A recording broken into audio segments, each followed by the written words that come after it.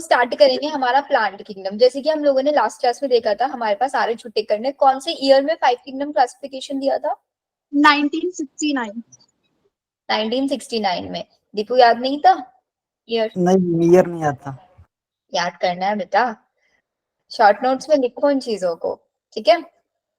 तो उन्होंने 5 kingdom classification दिया, जिसमें हम लोगों ने सबसे पहला किंगडम पढ़ा मोनेरा। मोनेरा के अंदर हम लोगों ने पढ़ा था आर्कीबैक्टीरिया, अंदर हमने पढ़ा था यू बैक्टीरिया। आर्कीबैक्टीरिया के अंदर हेलोफाइल्स, थर्मोएसिडोफिल्स, मिथानोजेंस, ये हमने देखे थे। यू बैक्टीरिया के अंदर हेट्रोसिस सेल रखने वाला एनाबिना नॉस्टोक हमने देखा था। फिर प्रोकैरियोट प्रोटिस्टा में हम आए। प्रोटिस्टा में सबसे पहले वी हैव क्राइसोफाइट्स। क्राइसोफाइट्स के बाद डायनोफ्लेजिलेट, डायनोफ्लेजिलेट्स के बाद euglenoid, then slime mould and then protozoans हमने पढ़ा। फिर हम आए फंजाई पे। फंजाई में सिर्फ एक यूनिसेलुलर फंजाई था ईस्ट, उसकी क्लासेस हमने देखा on the basis of mycelium कैसा है, स्पोर रिप्रोडक्शन। सबसे पहले कौन सी क्लास थी? फाइकोमाइसिटीज, जिसमें सिर्फ और सिर्फ एसेक्सुअल स्पोर्स बन रहे थे, वो भी एंडोजीनस। फिर उसके बाद फाइकोमाइसिटीज के बाद एस्कोमाइसिटीज, कॉप्रोफाइलस थे ईस्ट, और फंजाई पेनिसिलिन जो था, पेनिसिलियम नोटेटम, वो उसी के अंदर आता है। और इसके अलावा इनके अंदर एसेक्सुअल सेक्सुअल दोनों स्पोर बनता है। एसेक्सुअल एक्सो बनते हैं और सेक्सुअल एंडोजीनसली बनते हैं। इसी के अंदर वो न्यूरोस्पोरा है, जिसको जेनेटिक वर्क में हम बहुत ज्यादा यूज करते हैं। उसके बाद आया हमारा बेसिडियोमाइसिटीज। बेसिडियोमाइसिटीज की फ्रूटिंग बॉडी बेसिडियोकार्प, एस्कोमाइसिटीज की एस्कोकार्प। फिर बेसिडियोमाइसिटीज के अंदर जनरली अच्छा एडिबल वाला किस में आते थे? एडिबल मैम एस्कोमाइसिटीज में। एस्कोमाइसिटीज के अंदर था ना, morel and truffles. Yes ma'am. ये और हमारा Yes, ma'am. मशरूम किसके अंदर आता है? मशरूम भी एडिबल है ना, बेसिडियोमाइसिटीज। वो Yes, ma'am. बेसिडियोमाइसिटीज के अंदर आता है, जिसको हम ब्रैकेट फंजाई भी बोल देते हैं आपका। बेसिडियोमाइसिटीज के अंदर एसेक्सुअल स्पोर्स नहीं बन रहे थे, सिर्फ सेक्सुअल स्पोर बन रहे थे, और वो भी कैसे? एक्सोजीनसली, है ना। उसके एग्जाम्पल्स एल्ब्यूगो, एस्टिलागो, ये सब आपने किया। और फिर ड्यूटेरोमाइसिटीज हमारा जो था वो इम्परफेक्ट फंजाई था। उसके अंदर एल्टरनेरिया, कॉलिटोट्राइकम एंड ट्राइकोडर्मा, ये हमने पढ़ा था। उसके बाद हम आए थे वायरसेस के ऊपर। वायरस, वायरोइड, प्रायोन, लाइकन, ये हमने पढ़ा था। वायरस का नाम किसने दिया था? इवानोवस्की ने। उसको क्रिस्टलाइन किसने किया था? डब्ल्यू एम स्टेनले ने। कॉन्टेजियम वाइवम फ्लूइडियम किसने दिया था? बेजरिंक ने। और वायरोइड किसने दिया था? T O Diener. ठीक है, वाइदर कोई डाउट है बेटा आपका?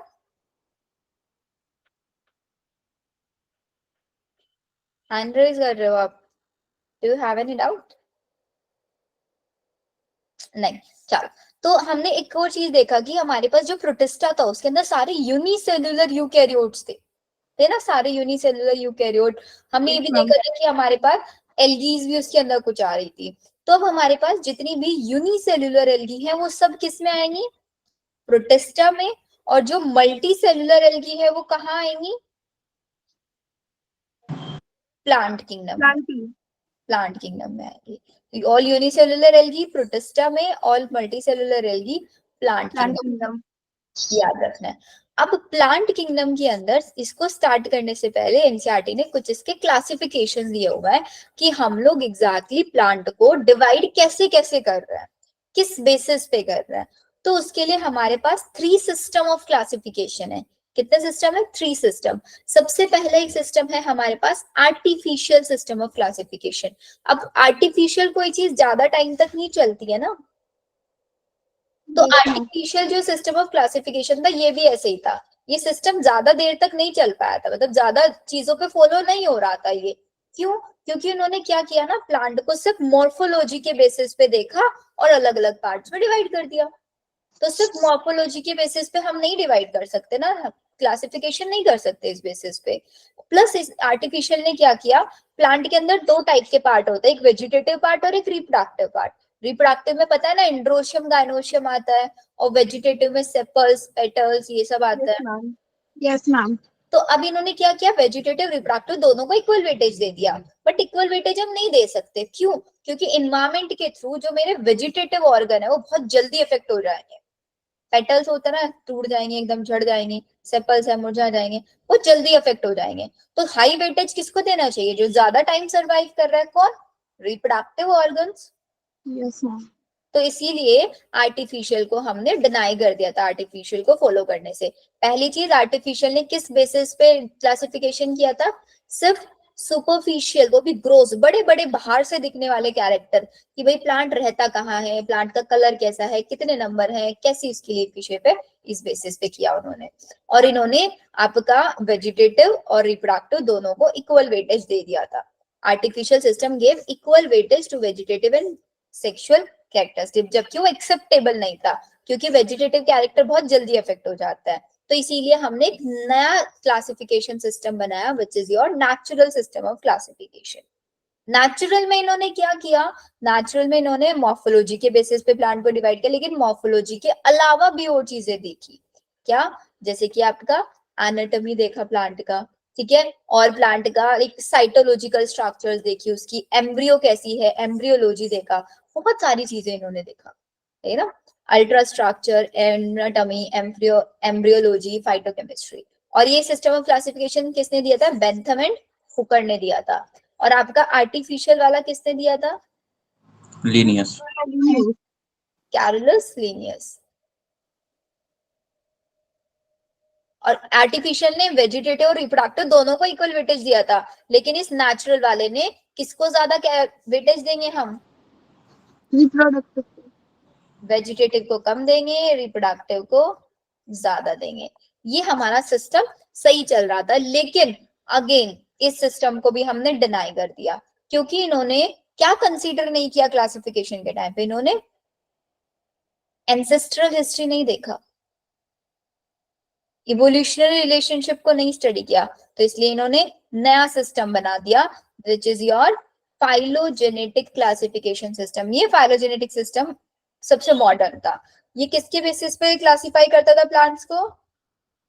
Evolutionary relationship. इवोल्यूशनरी रिलेशनशिप पे। और इसके एक स्टेटमेंट याद रखना है, इन्होंने बोला था कि कोई भी प्लांट अगर सेम टेक्सा से बिलोंग करता है तो उसके जो एंसेस्टर्स हैं वो सब कॉमन होंगे। मतलब एक ही ग्रुप में अगर हम रख रहे हैं किसी एनिमल को, तो उस ग्रुप में जितने भी एनिमल्स हैं वो सबके एंसेस्टर्स कॉमन होंगे। जैसे कि आप लाइक होता है ना, एक फैमिली में एक आप लोगों के ग्रैंडफादर है, ग्रैंडफादर के 5 बच्चे हैं, तो उनमें से एक आपके पापा है और बाकी आपके चाचा वगैरह हुए हैं नहीं हुए, तो आप जितने भी कजिन्स हैं, तो आप सब कजिन्स का एक कॉमन सोर्स कौन है? आपके ग्रैंडफादर है ना, आपके एंसेस्टर सेम है, आप एक ही फैमिली से बिलोंग करते हैं, and because you have a common grandfather. Parents अलग है बट ग्रैंडफादर कॉमन है ना, तो सेम ऐसे याद रखना है, सेम टेक्सा है and they have a common ancestor. अब यहाँ पे लेकिन डिफिकल्टी ये आई कि किसी प्लांट का, लेट सपोज मेरे पास इवोल्यूशनरी हिस्ट्री नहीं है, कोई फॉसिल रिकॉर्ड नहीं है मेरे पास, तो हम उस प्लांट की कैसे स्टडी करेंगे? तो उस केस में इन्होंने बोला कि उस केस में हम क्या कर सकते हैं, हम 3 टेक्सोनॉमी फॉलो करेंगे।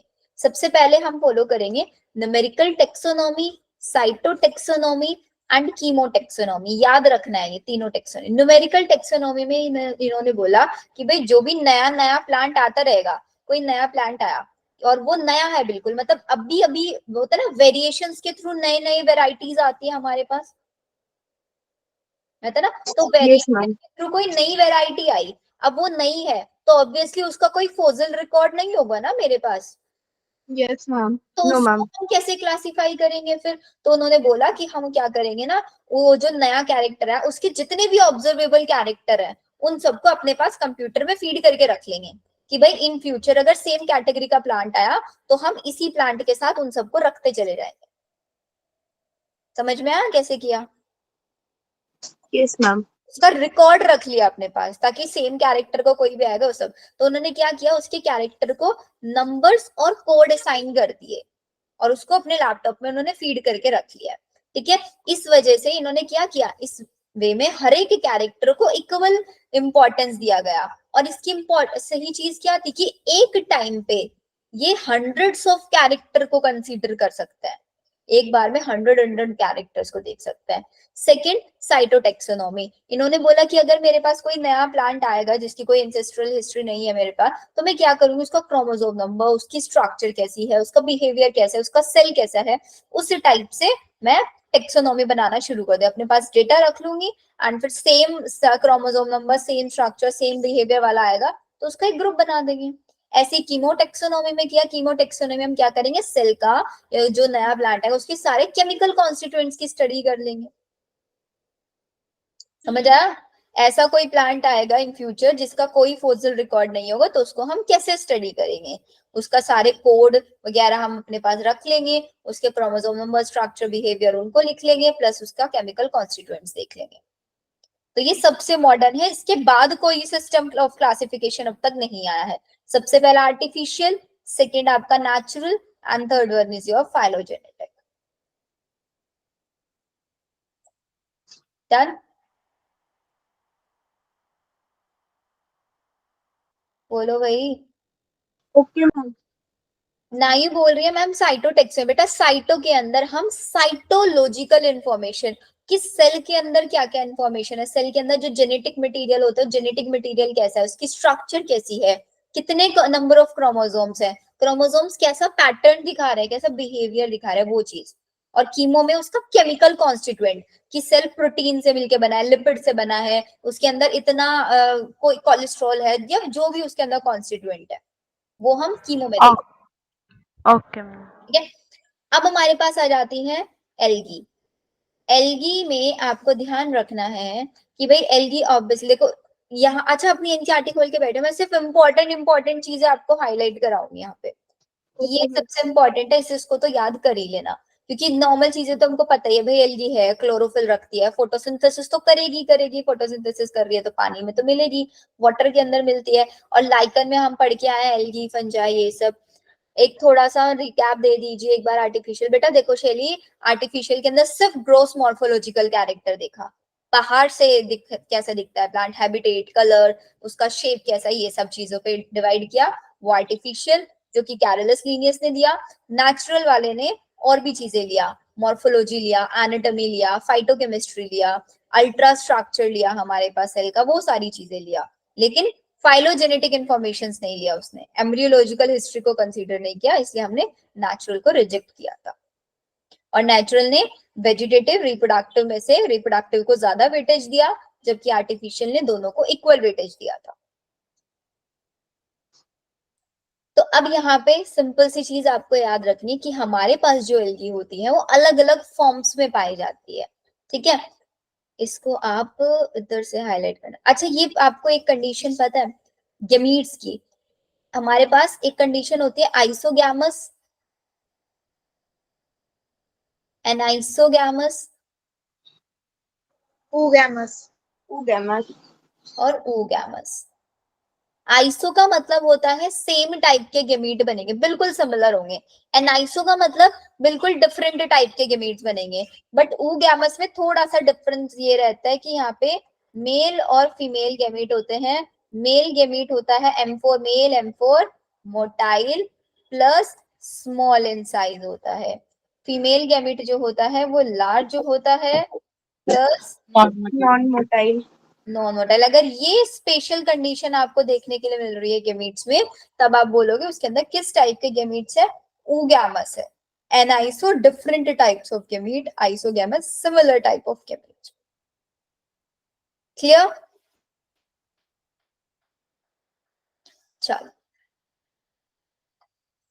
ये डन हमारा। अब यहां से हाईलाइट करो इसको। एल्गी जो है हमारे पास वो अकेले भी रह सकती है और एक कॉलोनी में भी रह सकती है। तो आपको याद रखना है कॉलोनियल एल्गी कौन सी है, कॉलोनियल एल्गीज बोलो भाई, जितना बोलोगे उतनी चीजें। वॉल्वॉक्स एंड छोटे छोटे फिलामेंट में टूटे ये algae, filamentous algae, spirogyra, Ulothrix spirogyra. सबसे लार्ज साइज की algae massive plant which is your colonial, Volvox, filamentous, Ulothrix spirogyra, और सबसे लार्ज साइज की मैसिव कैल्प। याद रखना है, ठीक है। फिर इसके बाद आ जाता है हमारे पास कि भाई इसको आप लिखना फ्यूजन ऑफ टू गैमेट्स, किधर गया, यूलोथ्रिक्स के अंदर देखना।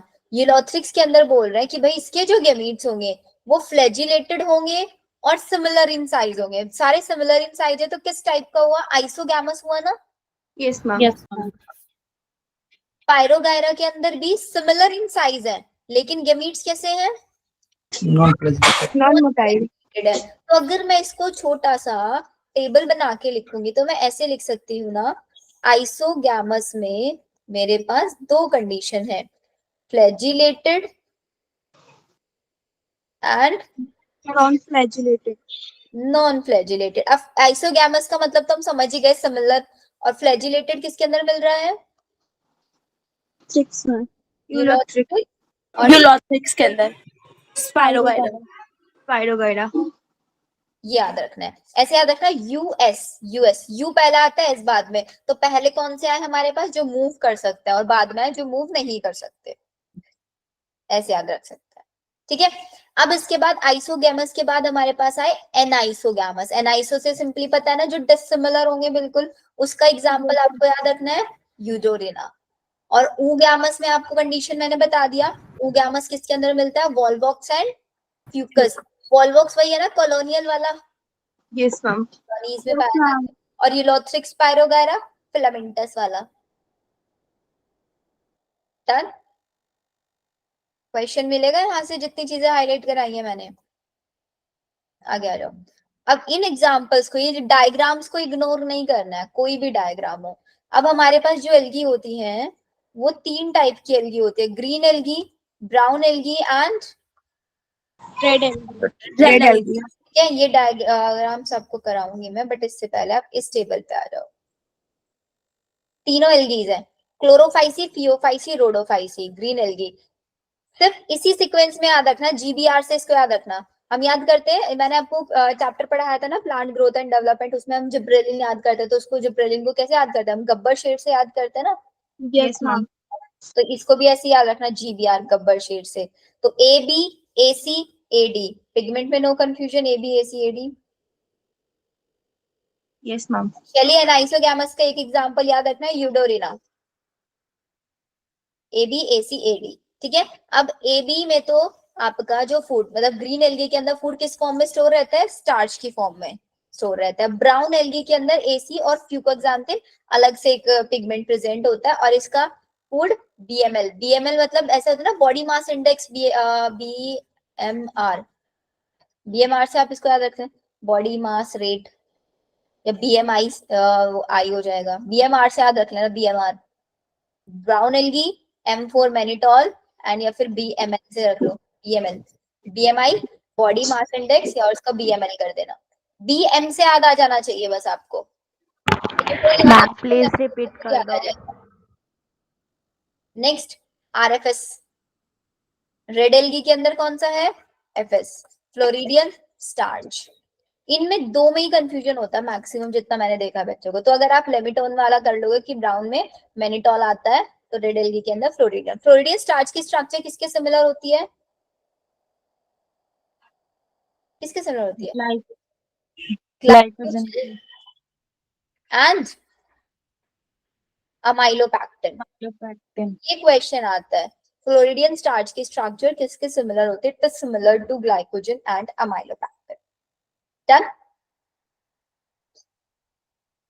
नायू से फूड स्टोर याद रखना, ग्रीन एल्गी के अंदर तो सिंपल है, स्टार्च की फॉर्म में रहता है। ब्राउन एल्गी के अंदर BMI होता है ना, बॉडी मास इंडेक्स, BMI।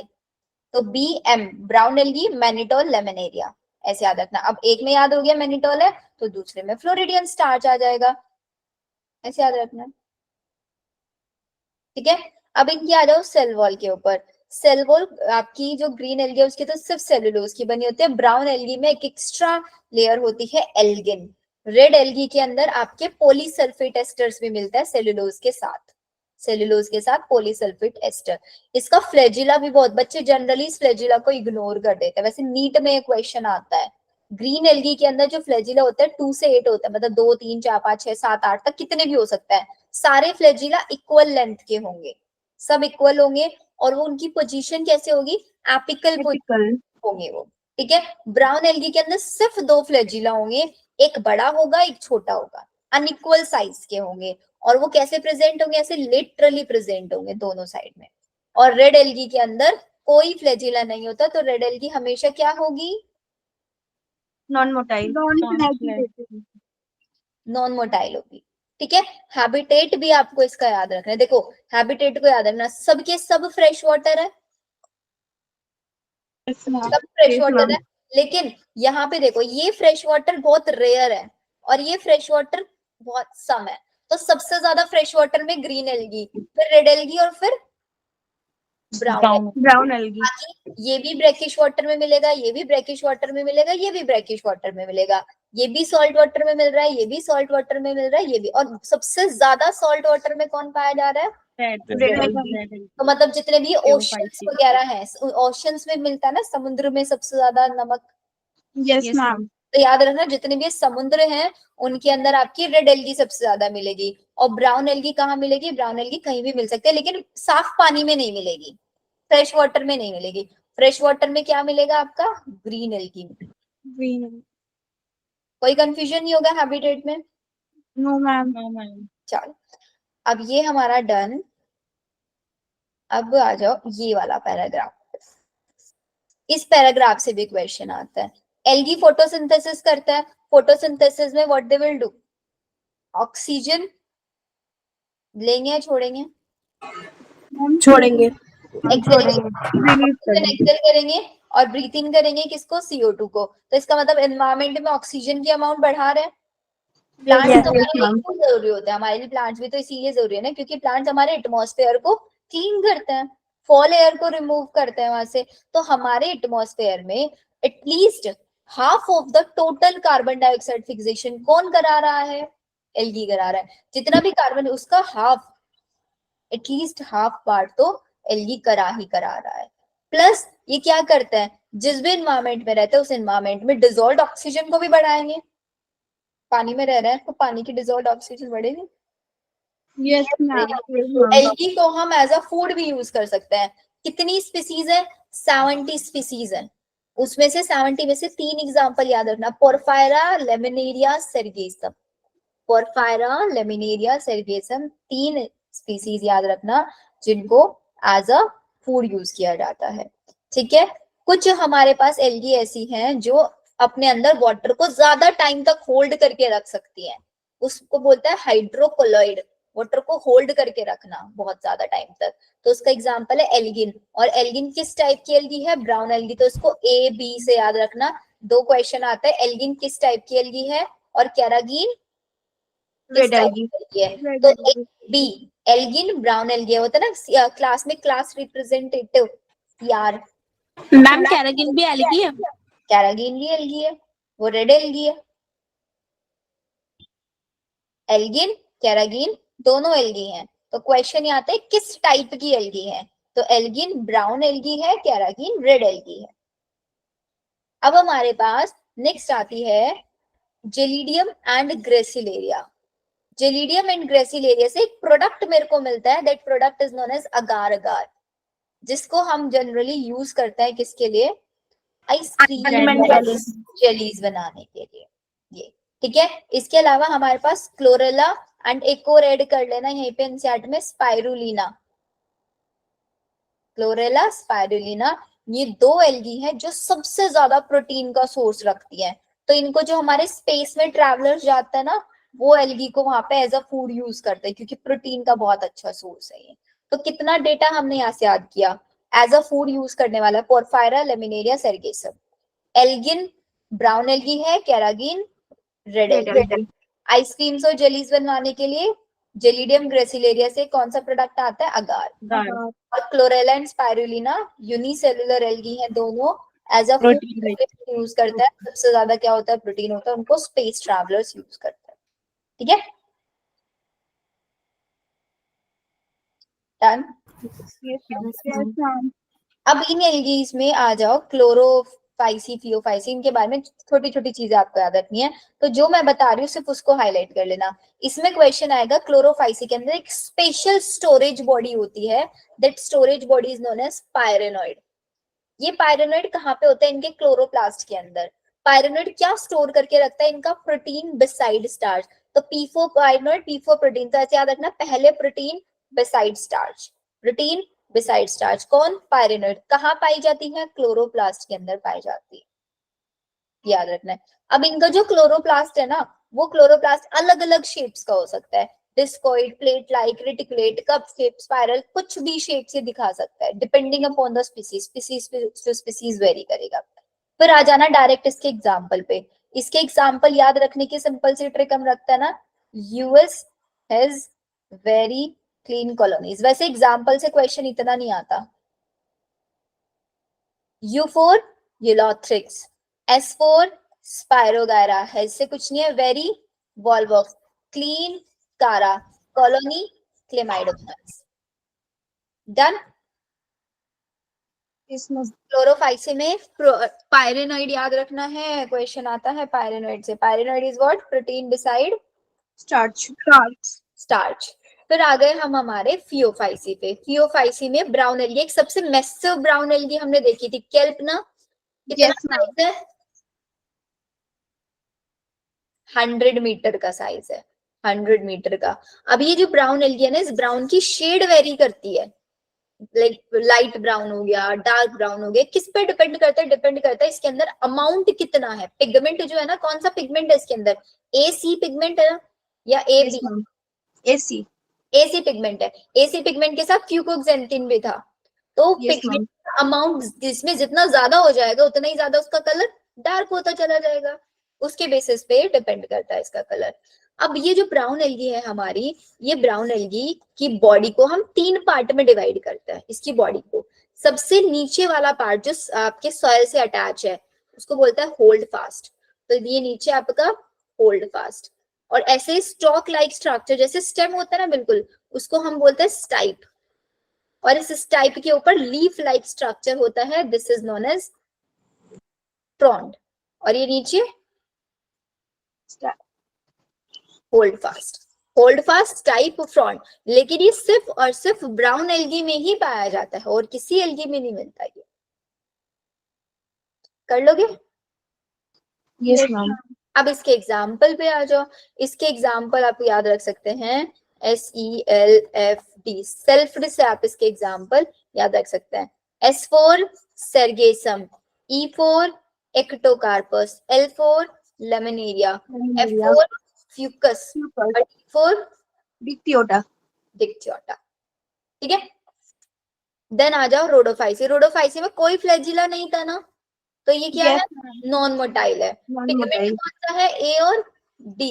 और फूड कैसा है? Floridean starch. स्टार्च की फॉर्म में है। और फ्लोरिडियन स्टार्च की स्ट्रक्चर किसके सिमिलर बताई थी? Glycogen glycogen and amylopectin. ये लिखा था ना, ये रहा, ग्लाइकोजन और अमाइलोपेक्टिन के सिमिलर है। अब इसमें एक लाइन हाईलाइट कर लेना आप लोग, ये वाली, कि भाई ये जो रेड एल्गी है ना, ये वेल लाइटेड रीजन में मिलेगी, close to the surface of water. मतलब जहां पे बहुत अच्छे अमाउंट में लाइट है वहां पे भी मिलेगी। बट ये आपके जो ओशंस होते हैं ना, जहां पे लाइट बिल्कुल नहीं होती, ओशंस की बिल्कुल डेप्थ में जहां तक लाइट जा ही नहीं पाती, वहां पे भी ये मिल जाते हैं। वेल लाइटेड रीजन में भी और लाइट की एब्सेंस वाले रीजन में भी, दोनों जगह पे पाई जा सकती है। याद रहेगा? स्टेटमेंट वाला क्वेश्चन यहाँ से आ जाता है। अब इसके भी अगेन एग्जाम्पल्स पे आ जाओ। इसके एग्जाम्पल्स आपको याद रखने हैं, पोगो पर जेली गली, मतलब पोगो पर गली गली, कोई लाइक होता है ना, वो कार्टून शोज आता है, ऐसा कोई शो आता है। Pogo is what? पॉलीसिफोनिया। पर पोरफायरा, जेलिडियम, गली ग्रेसिलेरिया।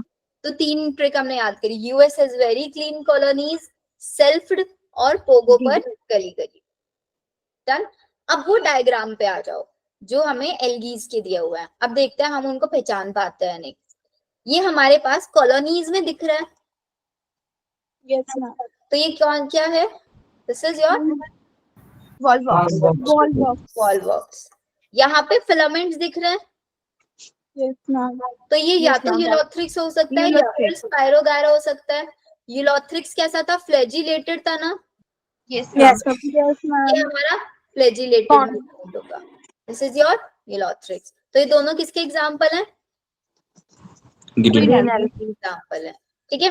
अब आ जाओ ब्राउन एल्गी में। अब यहाँ पे देखो होल्ड फास्ट टाइप फ्रॉन्ट यहाँ पे सब में दिख रहा है, तो इट मीन्स ये तीनों एग्जांपल किसके हैं? ब्राउन algae, के हैं। brown ये सबसे पहला एग्जांपल किसका है? laminaria, Area.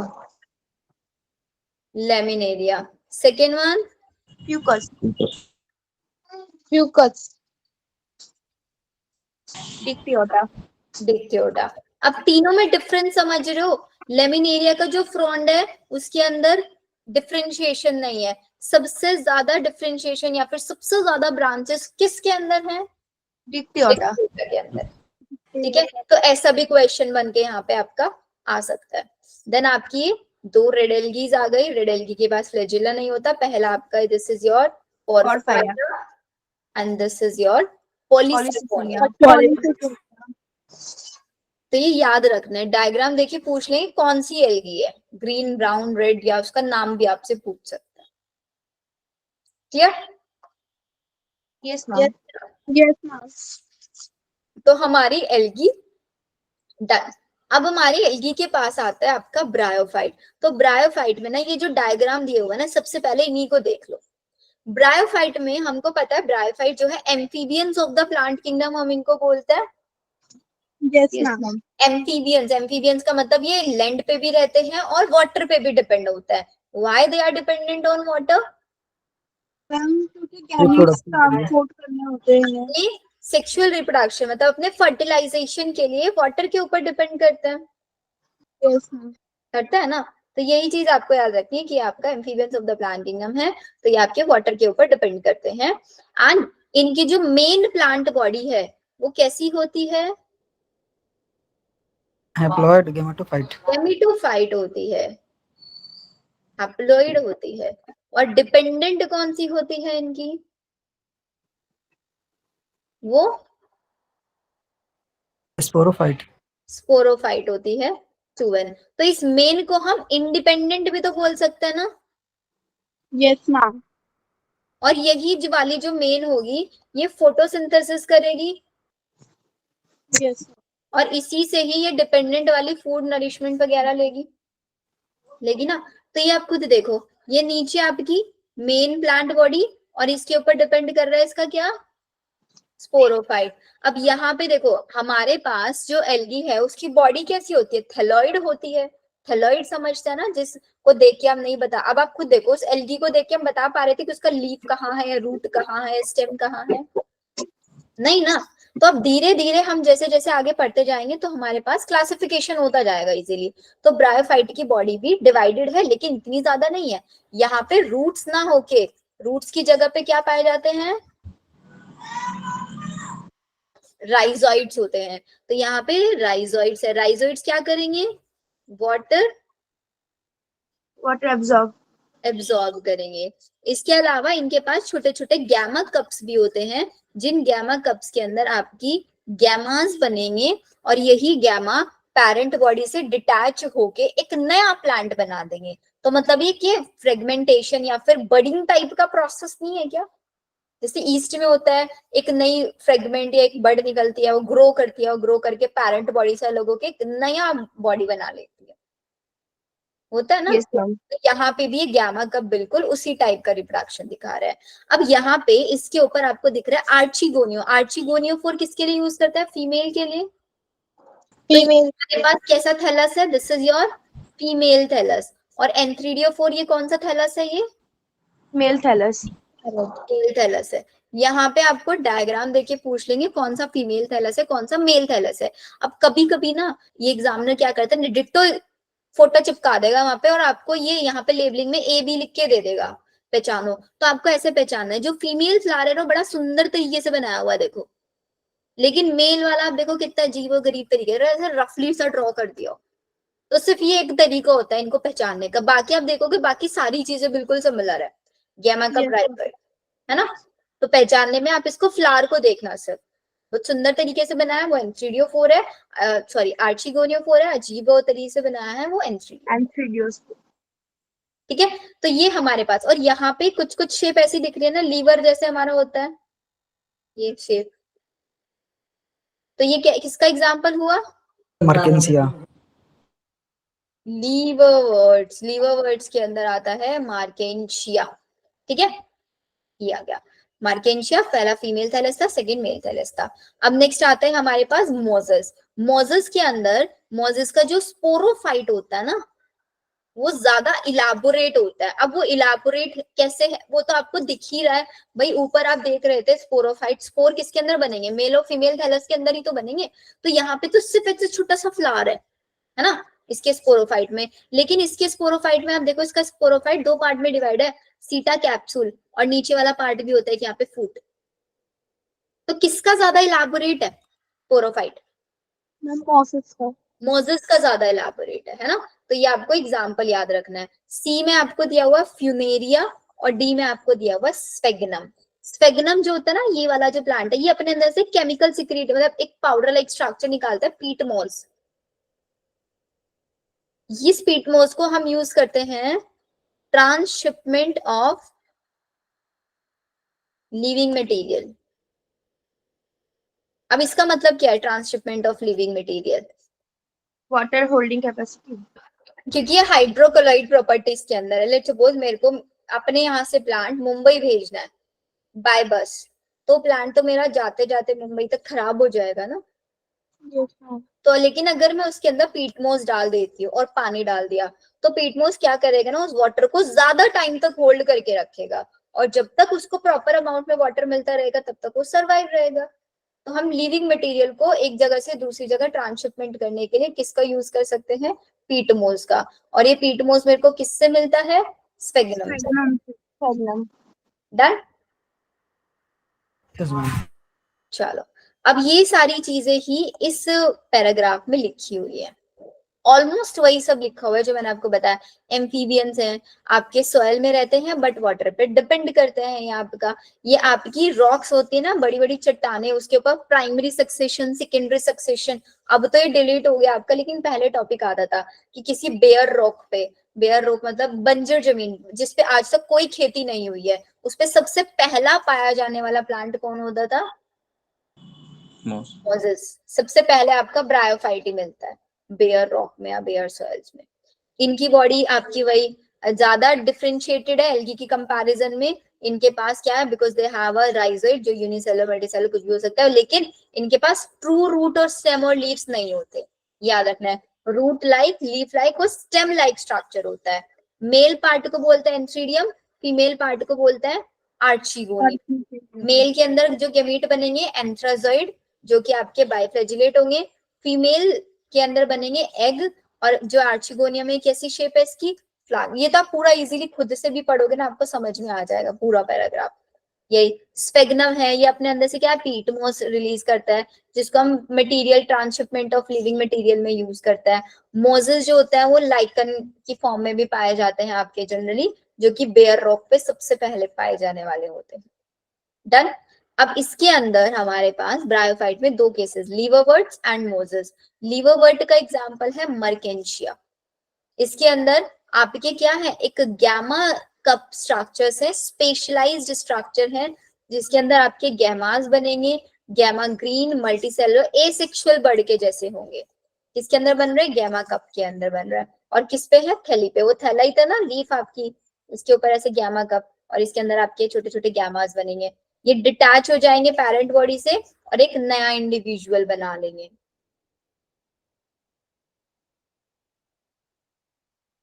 ये अब मोजेस में याद रखना है, इसके अंदर आपका सबसे इंपॉर्टेंट है, मोजेस के अंदर दो स्टेजेस मिलती है, प्रोटोनीमा एंड लीफी स्टेज। दो stages, protonema and leafy stage. Protonema spore से डायरेक्टली डेवलप होती है। अब देखो, अगर हम इस चैप्टर को फर्स्ट टाइम पढ़ रहे होते ना, तो मैं आपको ये सारी चीजें साइकिल्स बना के ड्रॉ करके दिखाती, लेकिन अभी हम लोगों के पास इतना टाइम नहीं है कि हम इसको बहुत अच्छे से एक एक चीज समझे। अभी हमारा टारगेट ये है कि सिर्फ इस चैप्टर से हमारा क्वेश्चन सॉल्व हो जाए, है ना। और बेसिकली हम लोगों को अगर हमें इसी ईयर सिलेक्शन मिल जाता है तो ये प्लांट लैंड के बारे में तो हमको कभी पढ़ना नहीं पड़ेगा, फिर एमबीबीएस करना है कोई भी कोर्स में आप जाना, एक्सेप्ट एग्रीकल्चर वाला। एग्रीकल्चर वगैरह पार्ट में जाओगे वहां पढ़ोगे, नहीं तो कहीं नहीं मिलेगा आपको पढ़ने के लिए। तो अभी के लिए अपना टारगेट ये रखो कि बस सिर्फ क्वेश्चन ओरिएंटेड पढ़ो, एक्स्ट्रा नॉलेज के पीछे मत जाओ, क्वेश्चन ओरिएंटेड सॉल्व करो, ज्यादा डेटा याद करो बस। Protonema leafy stage. Protonema directly किससे बनती है? स्पोर से बनती है। और ये कैसी स्टेज है? एक क्रीपिंग ग्रीन और ब्रांच स्टेज है। लीफी स्टेज जो होती है ये आपका जो सेकेंडरी है ना, प्रोटोनीमा बना, फिर प्रोटोनीमा से सेकेंडरी प्रोटोनीमा बनता है, उसके ऊपर छोटी छोटी बड़ बन जाती है, तो उस बड़ को ही हम लीफी स्टेज बोलते हैं। तो सिंपली आपसे क्वेश्चन ये पूछा जाएगा प्रोटोनीमा एंड लीफी स्टेज किसके अंदर पाई जाती है, तो आपका आंसर होगा मोजेस के अंदर पाई जाती है।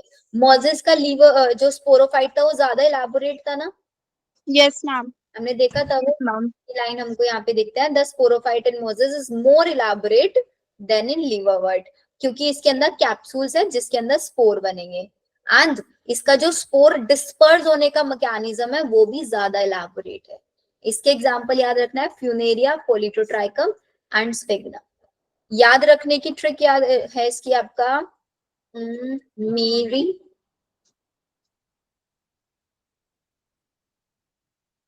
फर्स्ट प्लेस है, सेकंड नहीं, तो May is what? Marchantia, Marchantia. Riccia, first Funaria, place Polytrichum, second Sphagnum. तो ये मर्केंशिया और रीशिया दोनों एग्जांपल है किसके? लीवरवुड्स। और ये तीनों एग्जांपल किसके हैं? मॉसेस। एग्जांपल्स हैं। क्लियर यहाँ तक सबको? Yes ma'am ma'am. Yes Deepu. Ma'am algae unicellular है या मल्टीसेलुलर? दोनों टाइप से है एल्गी, यूनिसेलुलर एल्गी भी है, जैसे हमारे पास क्लोरेला है और स्पाइरुलिना है, ये सब यूनिसेलुलर है। अब स्पाइरोगैरा के स्पाइरोगैरा मल्टीसेलुलर है।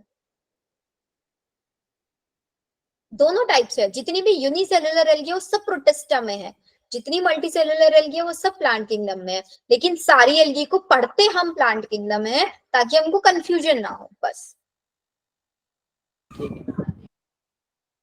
ठीक है, चलो ये हमारा हो गया। और किसी का कोई डाउट था? No ma'am.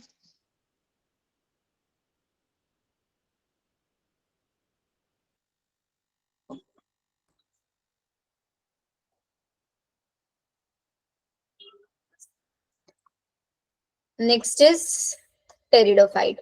अब टेरिडोफाइट देखो, ब्रायोफाइट वाटर पे डिपेंड कर रहे थे, क्यों? अपने फर्टिलाइजेशन के लिए। टेरिडोफाइट पहले टेरेस्ट्रियल प्लांट थे, पहले टेरेस्ट्रियल प्लांट जिसके अंदर क्या था? जाइलम एंड फ्लोएम था, क्योंकि वो तो डायरेक्टली वाटर ले लेते हैं। अब इतना बड़े बड़े साइज के हम प्लांट बनाएंगे तो वाटर को हमें ट्रांसपोर्ट भी तो कराना पड़ेगा ना, तो वाटर को, फूड को ट्रांसपोर्ट कौन करता है? जाइलम एंड फ्लोएम करते हैं। जाइलम वाटर का कंडक्शन करता है, फ्लोएम फूड का कंडक्शन करता है। तो पहले ऐसे थे जिनके अंदर जाइलम एंड फ्लोएम मिलते थे। अब यहाँ पे भी कुछ कुछ डायरेक्ट चीजें हैं जिनसे बिल्कुल डायरेक्ट क्वेश्चन आपको मिलेगा। कैसा क्वेश्चन मिलेगा? सबसे पहला क्वेश्चन ये आता है कि भाई इनके अंदर किस टाइप के स्पोर्स बनता है, तो यहाँ पे ना आपको दो टाइप के स्पेशली स्पोर्स मिलेंगे, homosporous and heterosporous. Heterosporous. Homosporous का मतलब होता है कि सारे के सारे स्पोर बिल्कुल सिमिलर टाइप के होंगे, और हेट्रो का मतलब ये है कि एक होगा लार्ज स्पोर और एक होगा स्मॉल। लार्ज वाले को हम बोलेंगे क्या? मेगास्पोर। और जैसा हमने पढ़ा था ना सेक्सुअल रिप्रोडक्शन फ्लावरिंग प्लांट, वहां पे भी तो मेगास्पोर माइक्रोस्पोर ही बात किया था हमने, यस मैम। ये वही वाला है। ठीक है, तो मेजॉरिटी जो है आपका, मेजॉरिटी में क्या मिलेगा? होमोस्पोरस मिलेगा। हेट्रो किसके अंदर मिलेगा? Selaginella and Salvinia. Selaginella and Salvinia. सेलरीनिया, याद रखना है, सेलेजिनेला एंड सेल्विनिया, यही दो केसेस ऐसे हैं जिन्होंने हेट्रोस्पोरस। और इसी वजह से हम बोलते हैं ना कि टेरिडोफाइट जो है प्रीकर्सर्स टाइप से माने जाता है, कि टेरिडोफाइट से सीड बनना शुरू हुआ था बस, लेकिन बना नहीं था। सीड बना कब था? जाके जिम्नोस्पर्म में ना। इवोल्यूशन का ट्रेंड ही तो पढ़ रहे हैं ना हम, कि पहले एल्गी आया जिसकी बॉडी डिवाइडेड नहीं थी, फिर ब्रायोफाइट आया जिसकी बॉडी थोड़ी सी डिवाइड हुई, फिर टेरिडोफाइट आया जो वाटर से निकल के डायरेक्टली टेरेस्ट्रियल हो गए, इनके अंदर छोटे छोटे आपका क्या बनने शुरू हुए, स्पोर्स बनने शुरू हुए, होमोस्पोरस है, लेकिन मैक्सिमम में होमोस्पोरस। कुछ प्लांट थे सेलेजिना सेल्विनिया जिनके अंदर हेट्रोस्पोरस कंडीशन थी। अब हेट्रोस्पोर बनेंगे तभी तो मेल और फीमेल गैमेट बनेगा, तभी प्रॉपर फर्टिलाइजेशन होना शुरू होगा। ठीक है, तो हेट्रोस्पोर, क्योंकि अगर हमको सीड बनवाना है तो सीड का फॉर्मेशन के लिए हेट्रोस्पोरस कंडीशन होनी बहुत जरूरी है, ये ध्यान रखना है। अब इसको हाईलाइट करो, आप इसको हाईलाइट करो। देखो ब्रायोफाइट की मेन प्लांट बॉडी कौन सी थी? Ma'am gametophyte. टेरिडोफाइट की मेन प्लांट बॉडी कौन सी है? स्पोरोफाइट। ब्रायोफाइट के अंदर कोई ट्रू रूट लीफ कुछ नहीं था ना, root like, leaf like, stem like structure थी, बट यहाँ पे true root, true stem, true leaf सब मिलेगा और वेस्कुलर टिश्यूज भी मिलेंगे। इसकी जो लीव्स है, अगर वो छोटी लीफ है तो उसके लिए टर्म यूज करेंगे माइक्रोफिल। तो छोटी छोटी लीव्स किसके अंदर मिलती है? सेलेजिनेला। और बड़े बड़े साइज की लीफ के लिए मैक्रोफिल, जो कि किसके अंदर मिलेंगी? फॉर्न के अंदर मिलेंगी। ठीक है, अब इन्हीं जो स्पोरोफिल्स है, ये लीफ है, इसी के अंदर आपके स्पोरोफाइट प्रेजेंट होंगे। स्पोरोफाइट है माइक्रोस्पोरेंजिया, मेगास्पोरेंजिया टर्म पड़ता है, माइक्रोस्पोरेंजिया, मेगास्पोरेंजिया। तो स्पोरेंजिया कहाँ है? सबका सब लीफ के पास है, स्पोरोफिल के पास है, ऐसे याद रखना। इन्हीं स्पोरोफिल के अंदर कुछ डिस्टिंक्ट स्ट्रक्चर है, सब में नहीं है, सिर्फ दो example again, strawberry and corns, याद रखना। स्ट्रॉबेरी एंड कॉर्न किसके अंदर पाया जाता है? Selaginella Equisetum, Selaginella Equisetum. इन्हीं के अंदर, इन्हीं स्पोरेंजिया के अंदर आपके स्पोर बनेंगे, मेगास्पोर। सब ये सब किससे बनते थे? मियोसिस से बनते थे ना, पढ़ा था ना हमने वहां पे। Yes ma'am. पीएमसी था, जैसे पोलन मदर सेल, तो पीएमसी के अंदर मियोसिस कराया तो मेरे पास क्या बनता था? माइक्रोस्पोर बनता था। Yes ma'am. इससे हम क्या बनवाते थे? पोलन ग्रेन बनवाते थे। ऐसे ही एमएमसी था, भूले तो नहीं हो ना चैप्टर? No ma'am. मेगास्पोर बना था, फिर मेगास्पोर से हमने क्या बनवाया था? एम्ब्रायो। तो वही सारी चीजें लिखी हुई है इन्होंने यहाँ पे। फिर ये बोलते कि जो स्पोर है ना वो जर्मिनेट हुआ है, तो स्पोर जर्मिनेट होने के बाद एक छोटी सी मल्टी सेलुलर फोटोसिंथेटिक स्ट्रक्चर बना देता है ये स्पोर, आपके एक फोटोसिंथेटिक स्ट्रक्चर बना देता है which is known as prothallus. This is important. Mosses के अंदर वो टर्म था प्रोटोनीमा, बच्चे कंफ्यूज होता है प्रोटोनीमा प्रोथैलस। तो प्रोटोनीमा किसके अंदर है? मोजेस के अंदर। प्रोथैलस किसके अंदर है? टेरिडोफाइट। ठीक है, तो यहाँ पे हमारे स्पोर्स बन गए। अब उन्हीं स्पोर्स से हमारे गेमीट्स बनेंगे। Yes ma'am. अब लेकिन यहाँ पे कंडीशन है, आपने देखा होगा जो टेरिडोफाइट्स हैं ये सबसे ज्यादा मेडिसिनल पर्पस के लिए यूज किए जाते हैं प्लांट्स, होता है ना। लेकिन क्या आप देखते हो हमारे आसपास है मेडिसिनल पर्पस वाले प्लांट्स? नहीं। कहाँ मिलते हैं? पहाड़ों वहाड़ों में या बड़े बड़े जंगलों में। Yes ma'am. क्योंकि इस टाइप के जो प्लांट्स होते हैं, इस टाइप के प्लांट बहुत रिस्ट्रिक्टेड होते हैं। क्यों रिस्ट्रिक्टेड होता है? क्योंकि इन प्लांट का जो गेमिटोफाइट है ना, उस गेमिटोफाइट को ग्रो करने के लिए एक स्पेशल कंडीशन चाहिए होती है। इनको एकदम ठंडा इन्वायरमेंट, डैम्प और शेडी प्लेसेस चाहिए होता है।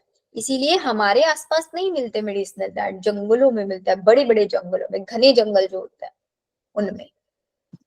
तो समझ में आया इनका जो आपका डिस्ट्रीब्यूशन है वो इतना ज्यादा नैरो क्यों है? बिकॉज इनके गेमेटोफाइट को एक स्पेशल रिक्वायरमेंट है अपना फर्टिलाइजेशन करने के लिए, एंड ऑल्सो इनको पानी की भी जरूरत पड़ती है फर्टिलाइजेशन के लिए। तो इसलिए स्प्रेड जो है इनका लिमिटेड है और रेस्ट्रिक्टेड है कुछ ज्योग्राफिकल रीजन। ठीक है, बाकी वो सारी चीजें सेम है। एंथ्रीडिया, एंथ्रीजॉइड बनेगा, आर्चिगोनियम फ्लास्क शेप, उसके अंदर एग बनेगा, सब कुछ सेम है ये। अब डेटा है थोड़ा सा। होमोस्पोरस मैंने आपको बताया मैक्सिमम टेरिडोफाइट में, मेजॉरिटी में। हेट्रोस्पोरस के लिए सिर्फ दो कंडीशन, दो एग्जांपल, सेलेजिनेला एंड सेल्विनिया। और वो हेट्रो मतलब एक बड़ा और एक छोटा, मेगा और माइक्रो, याद रखना है। फिर इसके बाद ये एग्जांपल याद रखना है आपको। एग्जाम्पल में ना यहाँ पे मैच में क्वेश्चन आ सकता है, मैच द फॉलोइंग में। अब ये लाइकोप्सिडा, फिनोप्सिडा, ये वाली क्लासेस पहले एनसीईआरटी में थी आपके, लेकिन डिलीट कर दी गई थी एनसीईआरटी से। लेकिन ये छोटा सा एग्जांपल तो इसी को यूज करके वो आपका मैच द फॉलोइंग बना देता है कि साइलोप्सिडा जो है उसका एग्जांपल क्या है, साइलोटम। लाइकोप्सिडा का एग्जांपल सेलेजिनेला लाइकोपोडियम, स्पिनोप्सिडा का एग्जांपल इक्विसेटम, टेरोप्सिडा का ड्रायोप्टेरिस टेरिसेडियंटम। इसकी कोई ट्रिक नहीं है वैसे मेरे पास, अजीबो गरीब से नाम है, बट हाँ एक दो बार पढ़ोगे आपको याद, देख सारे एग्जांपल नहीं याद रखने, ये याद रखने किस क्लास के अंदर कौन सा एग्जांपल है। क्लियर? Yes ma'am. फिर आ जाओ हमारे जिम्नोस्पर्म्स पे। जिम्नोस्पर्म्स का मतलब वही सीड्स जो होंगे, कोई कवरिंग नहीं होगा सीड्स के पास, without any cotyledon, without any seed coat होंगे। तो अब यहाँ पे जो जिम्नोस्पर्म है वो जनरली मीडियम साइज ट्रीज के होता है, medium size trees, tall trees या श्रब्स में पाया जाता है। सबसे बड़ा साइज का जिम्नोस्पर्म कौन सा है? सेक्वोया, जाइंट रेडवुड ट्री हम उसको बोलते हैं, टॉलेस्ट ट्री आपका माना जाता है। जिम्नो हमने देखा है ना, लाइक लास्ट हमने बायोलॉजिकल क्लासिफिकेशन में माइकोराइजा पढ़ा था। माइकोराइजा क्या था? फंजाई आपका सिम्बायोटिक एसोसिएशन रखता था with roots of higher plants. Yes ma'am. तो कौन से प्लांट की रूट्स होती है? वो जिम्नोस्पर्म की रूट होती है। और जिम्नोस्पर्म में भी कौन होता है? वो पाइनस प्लांट होता है। पाइनस के साथ फंजाई सिम्बायोटिक एसोसिएशन में रहता है। एंड इसी का ही जिम्नोस्पर्म का एक एग्जांपल है साइकस। साइकस के साथ नाइट्रोजन फिक्सिंग बैक्टीरियाज रहते हैं, साइकस की रूट के साथ। इसीलिए साइकस की रूट के लिए एक स्पेशल टर्म हम यूज करते हैं, कोरेलॉइड रूट्स। याद रखना, पाइनस माइकोराइजा और Cycas coralloid root, nitrogen fixation bacteria उसके अंदर मिलता है। साइकस जो है ये एक इसकी जो स्टेम्स होती है वो अनब्रांच होती है। पाइनस की स्टेम कैसी होती है? ब्रांच होती है। इनकी लीफ सिंपल भी हो सकती है, कंपाउंड भी हो सकती है। साइकस के अंदर जो लीफ है वो जनरली पाइनेट। एंड इसके अलावा आपकी जो जिम्नोस्पर्म्स है, अगेन ये हाई से हाई टेम्परेचर, ह्यूमिडिटी, विंड, हर चीज में सरवाइव कर सकता है, हर चीज में। प्लस इनके जो लीव्स है ना, वो अपनी लीव्स को निडल लाइक बना लेंगे, होता है ना, सरफेस एरिया जितना कम कर दिया उतना ही ज्यादा वाटर लॉस प्रिवेंट कर लेंगे। Yes ma'am. तो जब इनके पास वाटर लॉस की मतलब वाटर स्ट्रेस होता है तो उस टाइम पे अपना सरफेस एरिया रिड्यूस कर लेते हैं, प्लस अपने स्टोमेटा को सनकन बना लेते हैं ताकि वाटर लॉस ना हो। तो पाइनस के स्टेम कैसा है? ब्रांच। साइकस का कैसा है? अनब्रांच। पाइनस में माइकोराइजा और साइकस में कोरेलॉइड। क्लियर? यही डेटा आपको यहाँ से याद रखना है। प्लस एक और चीज याद रखनी है, पाइनस और साइकस में कौन यूनिसेक्सुअल है, कौन बाइसेक्सुअल है, वो याद रखना है। ये डेटा ये रहा आपका यहाँ पे।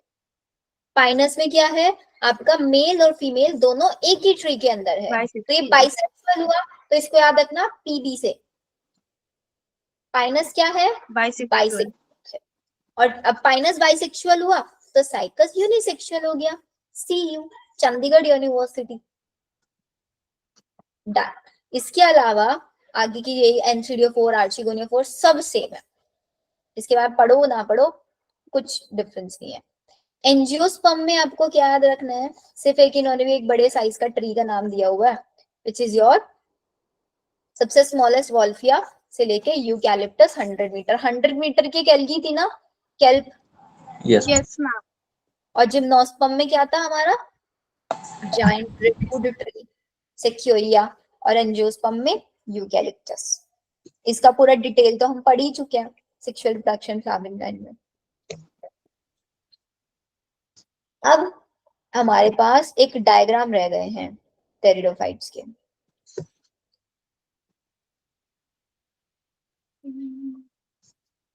ये वाले फर्स्ट एग्जांपल, सेलेजिनेला। स्ट्रॉबेलिएंट कौन किसके ऊपर था? इक्विसेटम। तो B is your Equisetum. Selaginella की छोटी लीव्स थी या बड़ी लीव्स थी? छोटी। छोटी थी ना, फर्न की बड़ी थी, फर्न ये रहा, Yes, ma'am. This is your fern macrophylly, and ये आपका सेल्विनिया होता है ना। सेलेजिनेला और सेल्विनिया ये दोनों के दोनों ही क्या है, सिर्फ हेट्रोस्पोरस है। Sporus. Yes. और सेलेजिनेला और इक्विसेटम ये दोनों के अंदर ही स्ट्रॉबलियन कॉर्न्स है। Yes, ma'am. बस याद रखना, इसकी लीफ स्मॉल है और फर्न की लीफ बड़ी है। Large है. हो गया सारा डेटा याद। नेक्स्ट में और इन्होंने दिया हुआ एक और, ये वाला देख लो। एक नाम दिया हुआ है ना जिंकुगो। जिंकुगो सिर्फ ये याद आएगा कि जिंकुगो कौन सी क्लास में आता है, तो जिंकुगो जिम्नोस्पर्म में आता है। साइकस तो आपको, साइकस और पाइनस तो आपने देख ही लिया क्या होता है। वैसे जिंकुगो के ऊपर पहले बहुत क्वेश्चन आता था, अब नहीं आता है। बस ये आ जाएगा कभी कभी जिंकुगो किससे बिलोंग करता है, it belongs to gymnosperm. Done, chapter finish.